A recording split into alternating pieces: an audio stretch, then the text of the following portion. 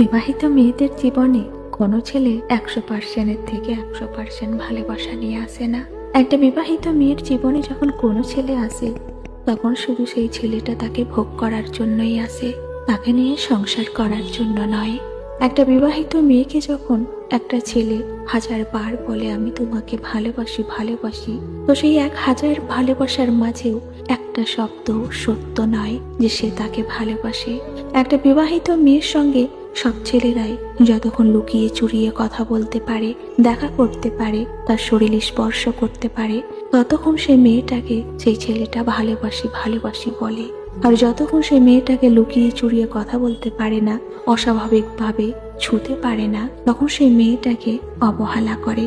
একটা বিবাহিত মেয়ের জীবনে দ্বিতীয় ব্যক্তি আসে শুধু নিজের কিছুটা দেহের স্বার্থ মেটানোর জন্য, তাকে আপন করার জন্য নয়। এজন্যই তো আজ যদি বিবাহিত মেয়েদেরকে ছেলেরা ভালোবেসে আপন করত, তবে সমাজের চোখে বিবাহিত মেয়েরা কলঙ্কিত হতো না, হাজার হাজার মেয়ের সংসার ভাঙতো না। কোনো বিবাহিত মেয়ের জীবনে কখনোই কোনো ছেলে হাজারো ভালোবাসা মায়া নিয়ে আসে না। তারা আসে শুধু ক্ষণিকের স্বার্থটা মেটানোর জন্য।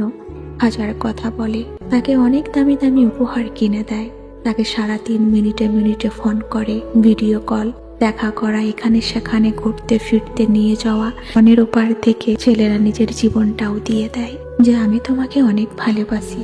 এক কথায় সে বলে দেয় তুমি আমার অক্সিজেন, তোমাকে ছাড়া আমি বাঁচবো না। কিন্তু বিশ্বাস করো, ছেলেদের সেই কথাটা পুরোপুরি আবেগের, কোনো বিবেক দিয়ে নয়। একটা বিবাহিত মেয়েকে কখনোই কোনো ছেলে বিবেক দিয়ে ভালোবাসে না, সবাই শুধু তার আবেগ দিয়েই ভালোবাসে।